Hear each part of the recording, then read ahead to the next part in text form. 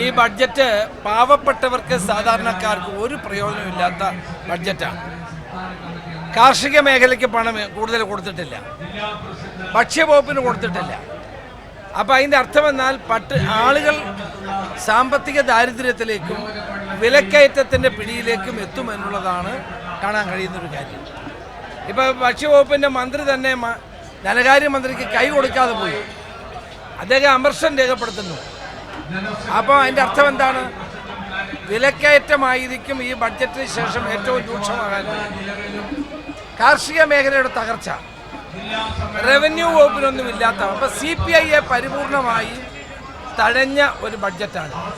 ജനങ്ങളെ മാത്രമല്ല, പാവപ്പെട്ട കേരളത്തിലെ ജനങ്ങൾക്ക് ഈ ബഡ്ജറ്റ് കൊണ്ട് ഒരു പ്രയോജനവുമില്ല എന്നുള്ളതാണ് സത്യം.